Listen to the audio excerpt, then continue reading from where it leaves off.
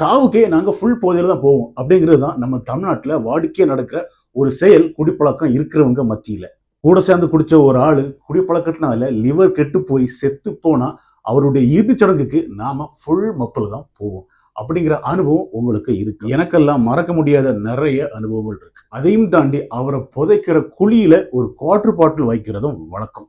காரணம், இந்த குடி அப்படிங்கிறது செத்தாலும் விடாது. இந்த அனுபவம் நம்மில் பல பேருக்கு கண்டிப்பா இருக்கும். நம்ம யாருமே இதை யோசிச்சு பார்க்கறது கூட கிடையாது. அதீத குடிப்பழக்கத்துல இருக்கும்போது நாம செய்யறது தவறு அப்படிங்கிறது நமக்கே தோணினாலும் தவிர்க்க முடியாது.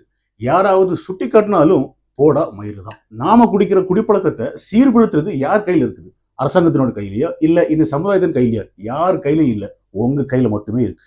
அதுக்கு எங்க குடிக்கணும், எவ்வளவு குடிக்கணும், எப்ப குடிக்கணும், யார் கூட குடிக்கணும் அப்படிங்கிறத யோசிச்சே ஆகணும்.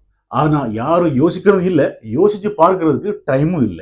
உங்க குடிப்பழக்கத்துல ஒரு மாற்றம் வேணும் அப்படின்னு சொன்னா யூ ஷுட் ஃபாலோ மீ. பெருமைக்காக சொல்லல, என்னுடைய எல்லா கண்டென்ட்டும் எளிதில் கிடைக்கப்பெறாத, வெளியில் சொல்லப்படாத மதுப்பிரியர்களின் மனக்குமுறல்கள் எமது வாழ்வியல் வாயிலாக.